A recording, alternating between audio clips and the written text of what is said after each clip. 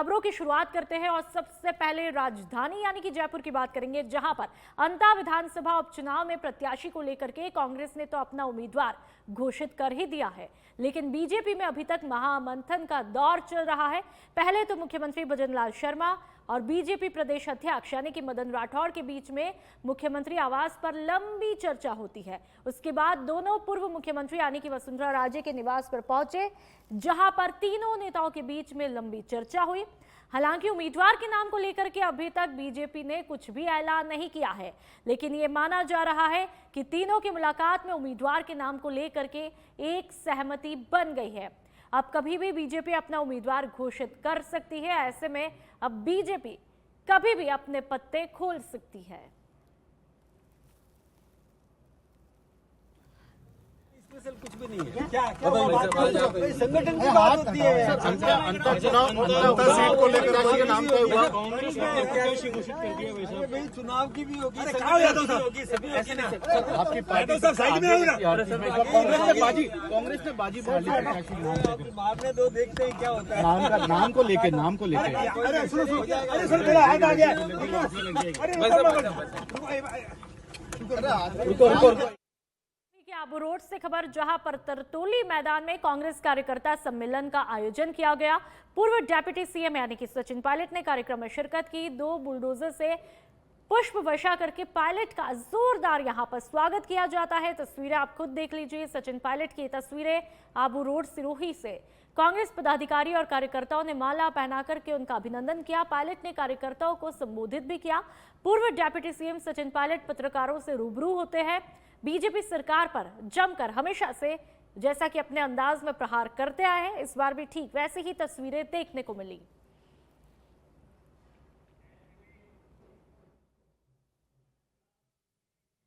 कपासन के गुमानपुरा गांव में 2007 में हुए गौ हत्याकांड और उपद्रव मामले में एसीजेएम निष्ठा पांडे की अदालत ने बड़ा फैसला सुनाया है। 18 साल पुराने इस मामले में सभी 26 आरोपियों को सबूतों के अभाव में निर्दोष मानते हुए बरी किया गया। सीआईडी सीबी की जांच के बाद अभियोजन पक्ष ने 29 गवाह भी पेश किए, लेकिन ठोस सबूत न मिलने पर कोर्ट ने यह फैसला सुनाया। आरोपियों की तरफ से अधिवक्ता राधेश्याम वैष्णव ने पैरवी की। ये फैसला लंबे समय से न्याय की प्रतीक्षा कर रहे आरोपियों के लिए बड़ी राहत लेकर आया है। न्यायालय ने हमारे द्वारा प्रस्तुत तर्क और बहस के द्वारा आज इन सभी को बाइज्जत बरी किया है। 18 वर्षों तक इन सभी आरोपियों ने अपने घर परिवार खेती बाड़ी छोड़कर आज न्यायालय के आदेश का सम्मान करते हैं। साथ ही पुलिस प्रशासन ने जो झूठा प्रकरण बनाया था। जालौर नगर परिषद के आयुक्त माथुर को एपीओ किया गया। आयुक्त दिलीप माथुर को सिगरेट पीना भारी पड़ा। सिगरेट पीते हुए लोगों की समस्या सुन रहे थे आयुक्त, और ऐसे में उनको एपीओ करना पड़ा। किया गया कार्रवाई का डंडा यहां पर चला। वजह थी सिगरेट पी रहे थे, यानी कि स्मोक ये कर रहे थे। और ऐसे में जब आप पद की गरिमा का ही ध्यान नहीं रखते हैं तो आखिरकार कार्रवाई तो होती ही है। जालौर नगर परिषद के आयुक्त है ये माथुर, जिन्हें एपीओ किया गया। अगली खबर की बात करेंगे। मेड़ता सिटी में जसनगर के निकट भवाल गांव में झामड़ चिकित्सालय के पास में सीसी सड़क और डामरीकरण सड़क के जोड़ पर बने खतरनाक जंप के कारण एक स्कॉर्पियो असंतुलित होकर के खाई में जा गिरी। तस्वीरें आप खुद देख लीजिए। हादसे में स्कॉर्पियो में सवार 2 युवक मामूली रूप से घायल हुए हैं। दोनों थावला के रहने वाले थे और भवाल माता मंदिर में दर्शन के लिए आए थे। ग्रामीणों की सूचना पर जसनगर पुलिस मौके पर पहुंची। घायलों को हॉस्पिटल में प्राथमिक उपचार के बाद में अजमेर रेफर किया गया। स्कॉर्पियो असंतुलित होकर के पलट जाती है। ये तस्वीरें आप खुद ही देख लीजिए। और इसमें जो लोग थे वो घायल हुए हैं, उन्हें हॉस्पिटल में भर्ती करवाया है, एडमिट किया गया है। करौली में सपोट्रा पुलिस ने फर्जी रसद अधिकारी बनकर के दुकानदारों और व्यापारियों से अवैध वसूली करने के मामले में 2 आरोपियों को गिरफ्तार किया है। थानाधिकारी सुरेश चंद्र शर्मा को गुरुवार को सूचना मिली कि एक व्यक्ति खाद्य आपूर्ति विभाग लिखी बोलेरो गाड़ी में घूमकर फर्जी आईटी और आदेश दिखाकर मिठाई की दुकानों से सैंपल लेने के बहाने वसूली कर रहा है। पुलिस ने तत्परता दिखाते हुए पवन सैनी और उसके साथी हनुमान को धर दबोचा गिरफ्तार किया है। और ये तस्वीरें देख लीजिए, अवैध वसूली करते हैं, फर्जीवाड़ा करते हैं। ऐसे में कहीं ना कहीं कभी ना कभी तो पाप का घड़ा फूटता ही है और कार्रवाई का डंडा भी चलता है।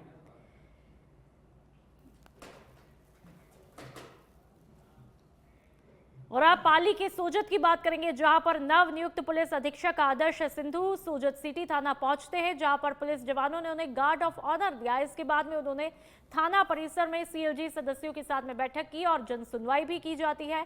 जन सुनवाई में शहर सहित ग्रामीण इलाके के सीएलजी सदस्यों से आपराधिक गतिविधियों को लेकर के चर्चा हुई और ये तस्वीरें चर्चा की आप खुद देख लीजिए।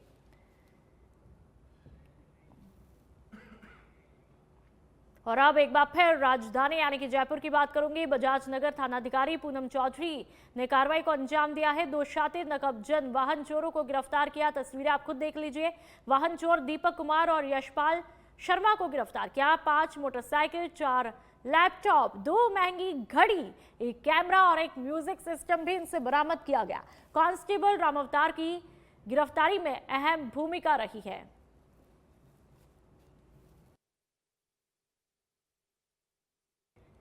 और एक बार फिर से जयपुर की बात करेंगे, जहां पर मिलावटी दूध के खिलाफ में बड़ी कार्रवाई की जाती है। शुद्ध आहार मिलावट पर वार अभियान के तहत खाद्य सुरक्षा टीम ने सामोद थाना इलाके के तिगरिया गांव में छापा मार करके 1150 लीटर मिलावटी दूध और करीब 100 किलो मिलावटी सामग्री मौके पर ही नष्ट करवाई। टीम ने खेमचंद यादव के ठिकाने पर कार्रवाई को अंजाम दिया, जहां पर नकली दूध तैयार किया जा रहा था।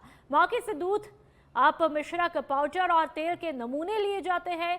खाद्य अनुज्ञान पत्र न होने पर आरोपी के खिलाफ आगे की कार्रवाई की जा रही है। तो मिलावटी दूध के खिलाफ में बड़ी कार्रवाई को अंजाम दिया गया है। कार्रवाई की तस्वीरें आप देख लीजिए। दिवाली से पहले इस तरह की काफी तस्वीरें देखने को मिलती है। और फिर से राजधानी से खबर, जयपुर ग्रामीण एसपी राशि डोगरा का बड़ा एक्शन देखने को मिला है। अवैध बजरी से भरे 8 ओवरलोड डंपर जब्त किए गए। बजरी परिवहन के समय एस्कॉर्ट करने वाले 4 लग्जरी वाहन भी जब्त किए गए। पुलिस ने 2 आरोपियों को गिरफ्तार किया। एस्कॉर्ट करने वाले 5 व्यक्तियों को भी गिरफ्तार किया है। मौकमपुरा पुलिस और डीएसटी टीम ने संयुक्त कार्रवाई की है। तो अवैध बजरी से भरे 8 ओवरलोड जो गाड़ियां हैं वो जब्त की जाती है इस कार्रवाई के तहत। बालोतरा में पूर्व विधायक मदन प्रजापत ने नगर परिषद की तरफ से खेड़ रोड पर पशुपालन विभाग की जमीन की नीलामी का प्रेस कॉन्फ्रेंस करके विरोध जताया। उन्होंने इसे सरकार के इशारे पर चहेतों को लाभ पहुंचाने का आरोप लगाया। प्रजापत ने कहा कि यह भूखंड पशुपालन विभाग का है, जहां पहले भेड़ ऊन विभाग का कार्यालय था। साथ ही उन्होंने टूटी सड़कों, बढ़ती चोरियों, सीवरेज काम में भेदभाव और आवारा सांडों की समस्या पर भी चिंता जताई है।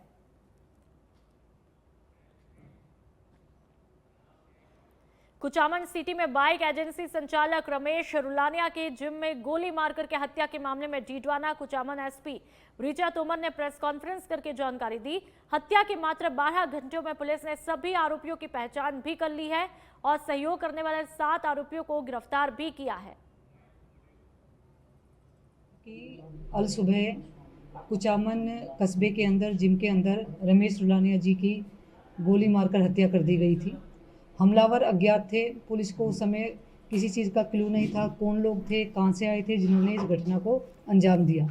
दिन रात मेहनत करके डीडवाना जिला पुलिस ने 72 घंटे से कम समय में इसमें सारे अज्ञात हमलावरों की पहचान कर ली है और उसी के साथ साथ इन सभी मुख्य आरोपियों को सहयोग देने वाले 7 आरोपियों को हमने गिरफ्तार कर लिया है।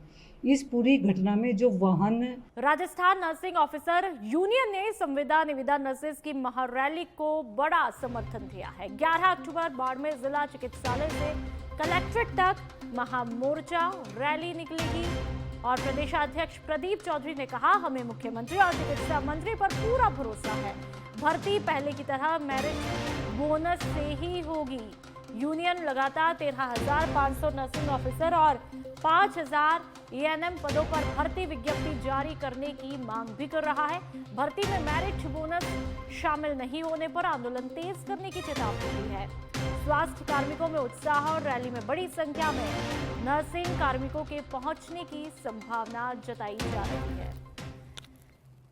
तो स्वास्थ्य कार्मिकों में बेहद उत्साह है और ज्यादा जानकारी के लिए संवाददाता कुणाल भटनागर हमारे साथ में फोन लाइन पर जुड़ चुके हैं। कुणाल, पहले तो समझना चाहेंगे क्या कुछ पूरा मामला है? देखिए, अभी बता दें कि हाल ही में जो स्वास्थ्य विभाग के द्वारा है वो भर्ती करा जाना है नर्सिंग ऑफिसरों को। ऐसे में जो अभी हाल ही में भर्ती हो रही है वो बोनस आधार और मेरिट आधार पर हो रही है।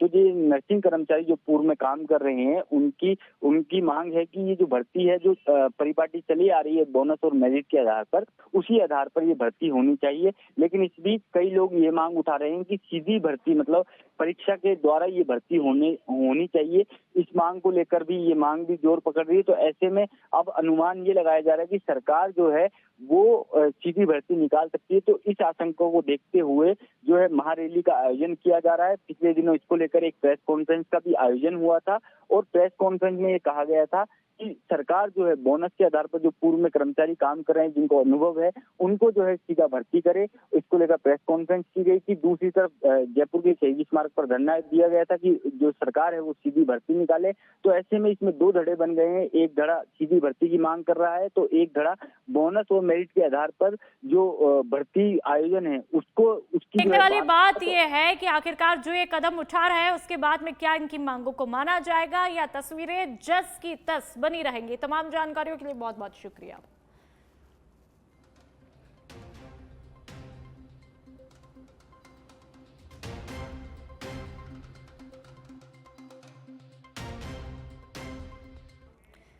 डूंगरपुर जिले के बिछीवाड़ा पुलिस ने ऑपरेशन स्वच्छता के तहत रतनपुर बॉर्डर पर नाकाबंदी के दौरान उदयपुर से अहमदाबाद जा रही एक पिकअप को संदिग्ध पाकर के रोका। संतरे के कार्टन के नीचे छुपा करके गुजरात ले जाई जा रही 63 पेटी अंग्रेजी शराब बरामद की गई, जिसकी बाजार मूल्य करीब 3.50 लाख रुपए आकी गई। थानाधिकारी कैलाश सोनी ने बताया कि मुखबिर की सूचना पर सुबह 11 बजे तलाशी ली जाती है। पिकअप में संतरे के कार्टन के बीच में शराब छुपी हुई मिली। पुलिस ने वाहन जब्त करके शराब की गणना की। अजमेर के कलालिया निवासी ललित सिंह रावत और धर्मेंद्र सिंह रावत को गिरफ्तार किया गया। आज दिनांक 10/10/2025 को श्रीमान पुलिस अधीक्षक महोदय के निर्देशानुसार रतनपुर चेक पोस्ट पर मुझ थाना अधिकारी एवं जाब्ते के द्वारा नाकाबंदी की जा रही थी। नाकाबंदी के दौरान मुखबिर से सूचना मिली कि उदयपुर की तरफ से एक पिकअप वाहन RJ 21 GC 4472 आ रहा है, जिसके अंदर जो है फल फ्रूट की आड़ में अवैध अंग्रेजी शराब एवं बियर खुली हुई है। सूचना मुखबिर की विश्वसनीय होने से उक्त पिकअप को रोका गया। चालक को नाम पूछा। मकराना पंचायत समिति के सहायक अभियंता मोहनलाल नेहरा पर सरपंचों ने रिश्वतखोरी और भ्रष्टाचार के गंभीर आरोप लगाए हैं। शिकायत के बाद में पंचायती राज मंत्री मदन दिलावर के निर्देश पर जिला परिषद की विशेष टीम ने शुक्रवार को पंचायत समिति कार्यालय पहुंच करके जांच शुरू की है।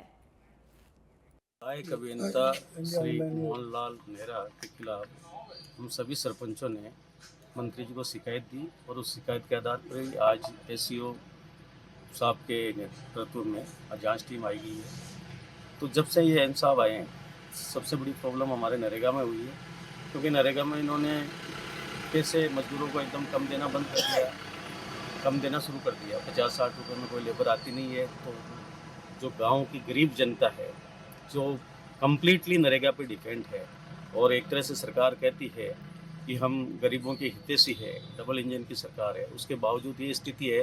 ने मिलकर जो जयपुर मंत्री महोदय को जो शिकायत दी थी उसके संदर्भ में कमेटी बनी। उस कमेटी के तहत आज हम लोग यहाँ जांच करना है।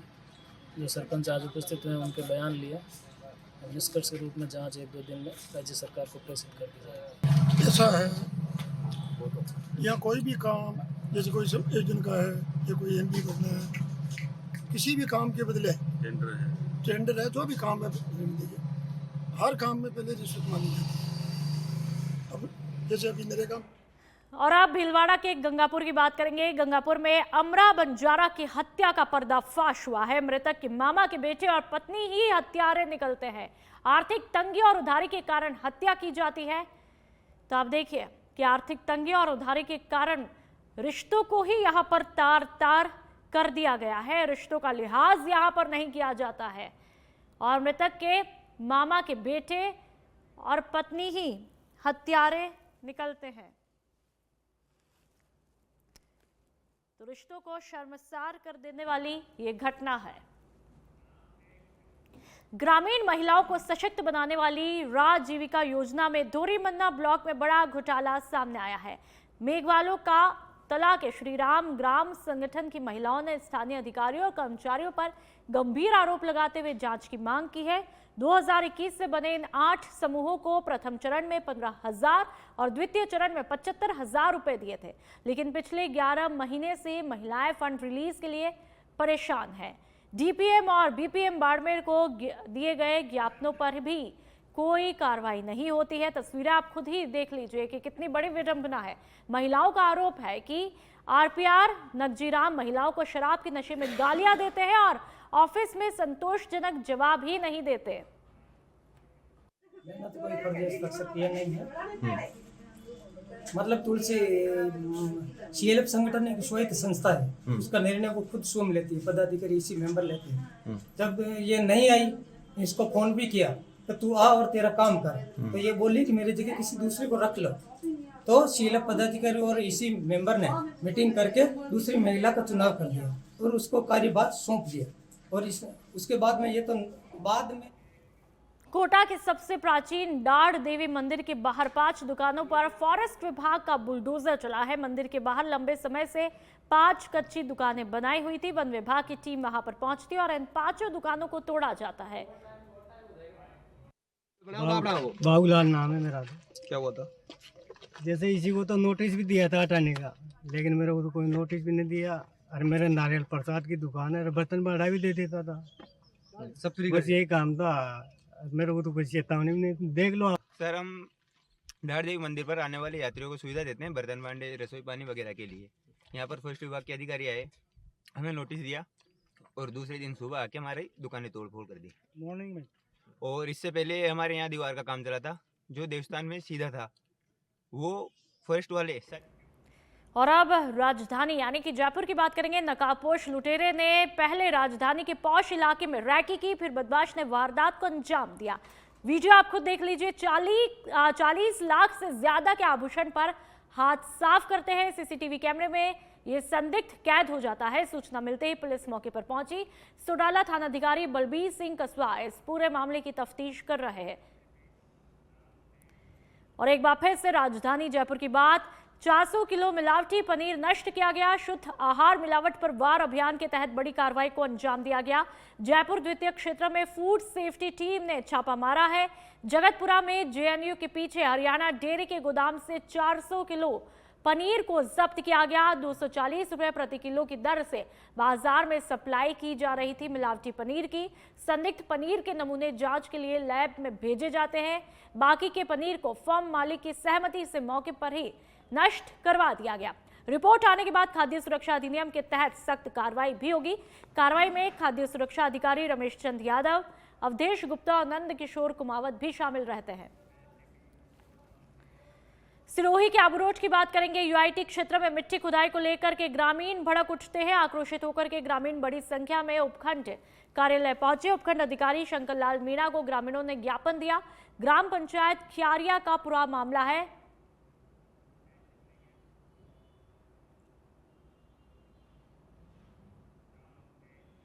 धौलपुर के बसेड़ी की बात करेंगे। अमन हत्याकांड का 5वां आरोपी बाइक सवार बदमाशों ने गोली मारकर हत्या की थी। आपको बता दें, गांव नगला दरवेशा का यह पूरा मामला है। 3 आरोपियों को पहले ही गिरफ्तार कर चुकी है पुलिस। सीकर के फतेहपुर शेखावाटी की बात करेंगे, जहां पर अर्ध जली अवस्था में एक युवक का शव मिला है। मोटरसाइकिल भी जली हुई अवस्था में मिली है। बेटे की मौत के सदमे से मां की भी मौत हुई। सूचना मिलते ही पुलिस मौके पर पहुंची और चलिए अब दूसरी खबर की बात करेंगे। मुख्यमंत्री भजनलाल शर्मा शनिवार को मंड्रेला जाएंगे। उनके साथ में केंद्रीय जल शक्ति मंत्री यानी कि CR पाटिल भी मौजूद रहेंगे। मुख्यमंत्री बनने के बाद ये उनके झुंझुनू जिले का 8वां दौरा होगा। 2 महीने बाद मुख्यमंत्री भजनलाल शर्मा के जिले में हो रहे इस दौरे को लेकर के कार्यकर्ताओं में खासा उत्साह है। बीच में आ रहे हैं सभी कार्यकर्ता, उनका स्वागत कर रहे हैं, अभिनंदन कर रहे हैं। और मुझे लगता है कि मंड्रेला में एक ऐतिहासिक कार्यक्रम माननीय मुख्यमंत्री जी का भागीरथ के रूप में आदरणीय मुख्यमंत्री। और अब एक बार फिर राजधानी का रुख करेंगे। वहां की खबर, विमानों के आवागमन के दौरान व्यवधान उत्पन्न होने पर पुलिस का एक्शन देखने को मिला। लेजर लाइट या किसी अन्य प्रकाश ऑब्जेक्ट का उपयोग पूर्णतः प्रतिबंधित रहेगा। जयपुर अंतर्राष्ट्रीय हवाई अड्डे की बाउंड्री से 5 किलोमीटर की परिधि की सीमा में रोक लगा दी गई है। अतिरिक्त पुलिस कमिश्नर कानून और व्यवस्था डॉक्टर रामेश्वर सिंह ने इसके आदेश जारी किए। आदेश की कॉपी आप देख लीजिए। 9 दिसंबर 2025 तक और इससे पहले निरस्त किए जाने पर उस दिनांक तक ये आदेश प्रभावशाली रहेगा।